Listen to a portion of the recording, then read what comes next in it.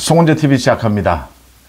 총선을 앞두고 이제 이번 총선에서 여야가 한동훈, 이재명의 얼굴로 치르게 될 것이다. 한동훈, 이재명이 정면 대결을 펼친다 라는 게 구체화되고 있습니다.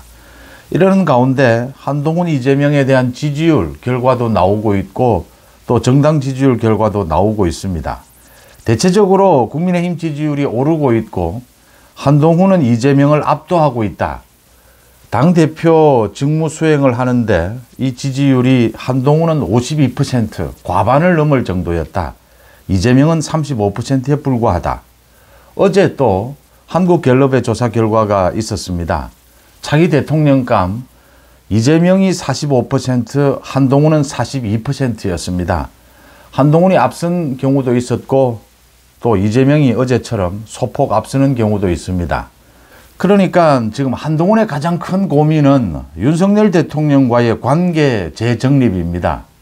윤석열 대통령과의 갈등, 이 부분으로 인해서 한동훈의 지지율이 폭등을 했고 국민의힘 지지율도 앞으로는 올라갈 것이다. 그런데 지금 차기 총선에 출마할 후보들마저 한동훈과의 친분을 내세워야 하느냐, 윤석열 대통령과의 친분을 내세워야 하느냐, 또 이 보수 우파의 지지층, 국민의힘 지지층마저 윤석열 대통령과 한동훈 위원장이 어떤 관계를 유지해야 하느냐, 뭐 충돌도 일어나고 이런 상황입니다. 이걸 어떻게 풀어갈 것이냐. 이재명의 고민은 지금 문재인과 이낙연, 탈당해서 이제 신당을 창당한 저 이낙연과는 어떤 관계를 유지해야 하느냐, 이낙연의 저 공격을 어떻게 받아낼 수 있겠느냐, 또 문재인계, 임종석을 비롯한 노영민 등 문재인계를 쳐내야 하는데 이게 어디까지 쳐내야 하느냐, 이게 지금 이재명의 고민입니다. 개딸당으로 완전히 민주당을 만들어야 하는데 그러면 반발이 어느 정도 거세질 것이냐, 이게 이재명의 고민입니다. 가장 중요한 것은 한동훈의 지지율이 압도적으로 과반을 넘었고 이재명을 압도하고 있다. 그런데 이 당대표 지지율과 뭐 차기 대통령감 지지율, 이건 좀 다를 수가 있습니다. 이게 다른데 가장 결정적인 것은 보수 지지층이 결집하느냐 결집하지 않느냐, 여기에 따라서 차이가 좀 난다라고 하는 겁니다. 보수 지지층이 결집을 했을 경우에는 한동훈의 지지율이 52%가 나왔다.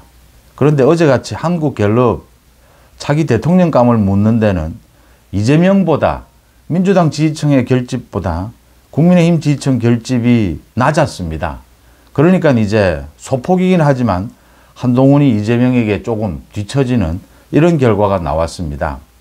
이게 지금 보수 우파 국민의힘 지지층이 고민 중에 있다는 걸 보여주고 있습니다. 한동훈과 윤석열 사이에서 이걸 어떻게 해야 하느냐, 이게 화합도 해야 하고 더 중요한 건 또 차별화도 해야 하는데 여기에 좀 갈팡질팡하고 있다라는 느낌입니다. 그 다음 이재명에 대해서는 지난 주말에 이낙연이 광주에서 분명하게 이재명에게 선전포고를 했습니다.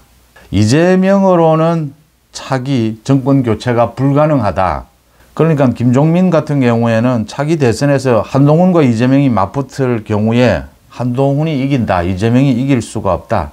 더 나아가서 이재명은 이 각종 사법 리스크 때문에 차기 대선에 출마할 수도 없다, 이 이야기를 지금 하고 싶은 거죠. 광주에서 이렇게 이야기를 하면서 이 이낙연, 민주당 탈당파, 뭐 이준석, 더 나아가서 이제 문재인계 많이 탈당을 하게 될 것이다.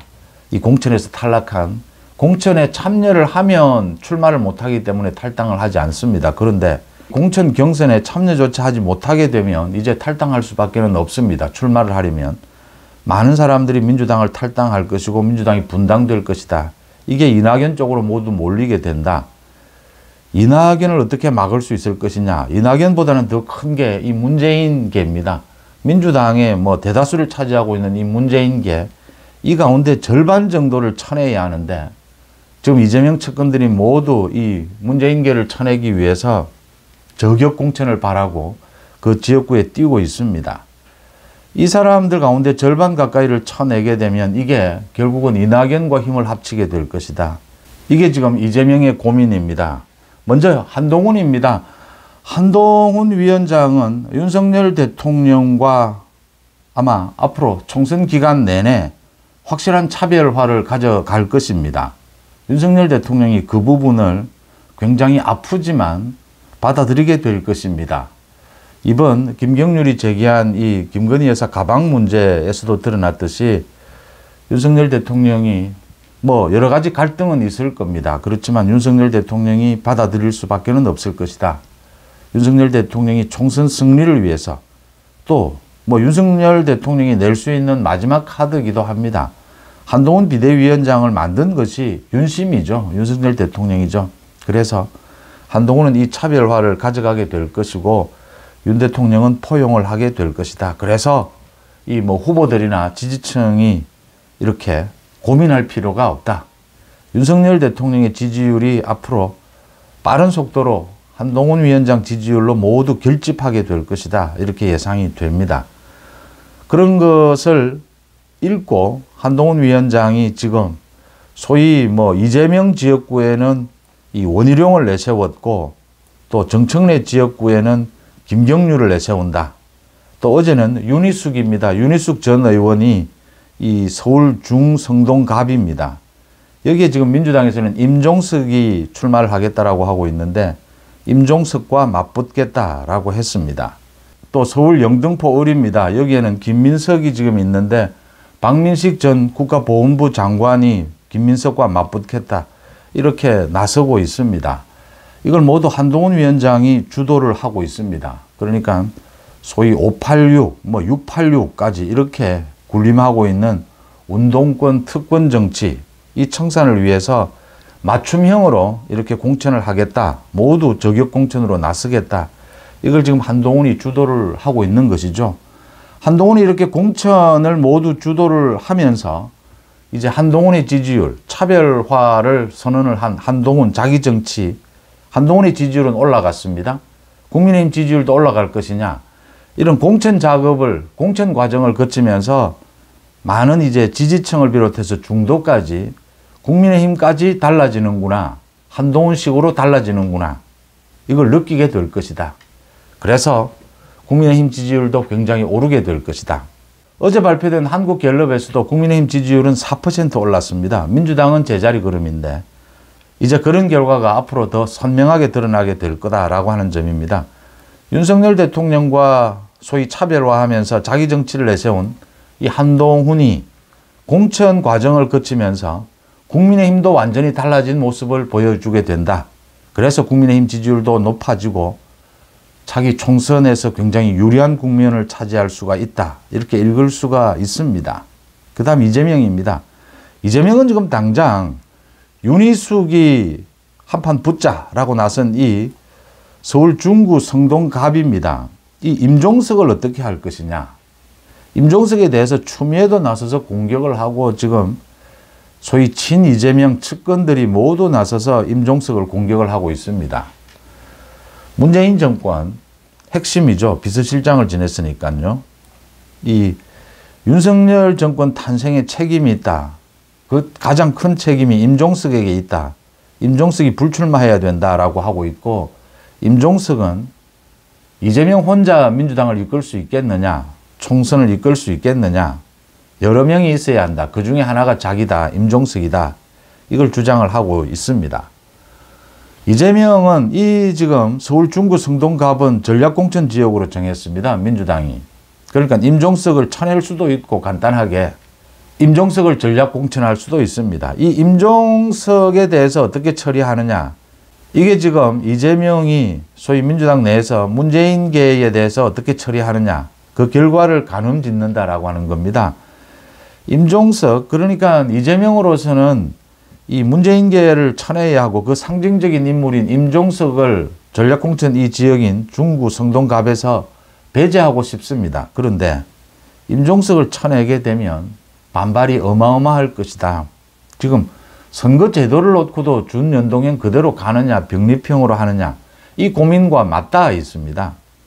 병립형으로는 가고 싶은데 그러면 소위 민주당 지지층 이 좌파 연합에서의 반발 이재명은 이게 고민이어서 결정을 못하고 있습니다. 임종석에 대해서도 마찬가지입니다. 문재인계는 쳐내야 하는데 어디까지 쳐낼 것이냐. 그 상징적 인물로 지금 임종석이 또 오른 겁니다. 그래서 이재명이 임종석을 쳐내기는 쉽지 않을 것이다. 또 이 중성동갑에 윤희숙이 출마를 한다면 임종석을 쳐내고 다른 대안도 없다라고 하는 점입니다. 이게 지금 저격공천으로 이렇게 맞붙지만 상당한 변화는 있을 겁니다. 뭐 당장 이재명 자신부터 지금 지역구에 출마를 할지 이 비례대표로 도망을 갈지 알 수가 없는 상황이죠. 이렇게 변수는 많이 있지만 이재명의 고민은 거기에 있다. 문재인계의 상당수를 쳐내게 되면 이게 이낙연과 손을 잡게 될 것이다. 그게 지금 이재명으로서는 가장 큰 고민입니다. 그래서 이재명이 더욱더 병리평으로 가야 되는 이유도 이 이낙연을 견제하기 위해서입니다. 지금의 준연동형을 하면 이낙연을 도와주는 꼴이다. 광주에서부터, 호남에서부터 이게 민주당이 두동강 나는 것처럼 광주, 호남이 두동강 날 수가 있다. 그러면 이재명의 민주당은 망하는 꼴입니다. 이제 이재명은 이게 두려운 거고 이낙연은 지난 주말에 광주에 가서 승부를 건 겁니다. 자기 대선에 출마조차 하지 못하는 이재명을 광주가 계속 지지를 해야 되느냐, 아니면 다른 대안을 모색해야 하느냐, 이낙연을 비롯한 다른 대안을 모색할 것이냐, 이걸 지금 광주 시민들에게 묻고 있는 겁니다. 거기에 뭐 덧붙여서 지난 주말에는 이재명과 관계가 있었다라고 주장하는 김부선이죠. 영화배우 김부선까지 나서서 자신을 공격했던 최민희를 뭐 공천 주면 안 된다. 이재명을 지금 협박한 거죠. 그러니까 이재명과의 관계, 과거에 사귈 때 이재명이 자신의 집에 와서 술을 마시고 이 음주운전을 할 수 없어서 대리운전을 하는데 이재명이 그때 음주운전을 벌써 2번이나 해서 대리운전을 해야 된다. 이런 걸 소개한 것은 이제 최민희를 비롯해서 이 김부선이 마음에 들지 않는 사람을 공천할 경우에 그냥 있지 않겠다. 이재명에게 협박을 하는 거죠. 또 자신과의 관계 등 폭로를 하겠다. 이걸 협박을 한 겁니다. 이재명은 이렇게 뭐 개인적으로도 또 정치적으로도 김부선, 이낙연 이런 공격을 받는 지난 주말이었던 셈입니다. 결론적으로 말씀을 드리면 한동훈과 윤석열의 갈등, 이재명과 이낙연의 갈등, 이 이낙연 뒤에는 문재인도 있다라고 보면요. 이재명은 이낙연, 문재인과 갈등은 더 커지게 될 것이다. 결국 그래서 이재명의 지지율, 민주당의 지지율은 내려가게 된다. 한동훈과 윤석열 대통령은 갈등을 빚게 될 겁니다. 공천 과정에서도. 그런데 결국은 윤석열 대통령의 포용, 윤석열 대통령이 양해해 주는 가운데서 한동훈 정치는 계속 이 폭이 넓어지고 깊어질 거다. 그래서 한동훈의 지지율과 국민의힘 지지율은 동반 상승하게 된다. 지금 이런 구도가 되어 있다라고 하는 점입니다. 앞으로 한동훈과 국민의힘은 지지율이 올라갈 일만 남았고 이재명과 민주당은 지지율이 아무리 몸부림을 쳐도 내려갈 일만 남았다라고 하는 점이 갈수록 선명해지고 있습니다. 송은재TV 마칩니다. 고맙습니다.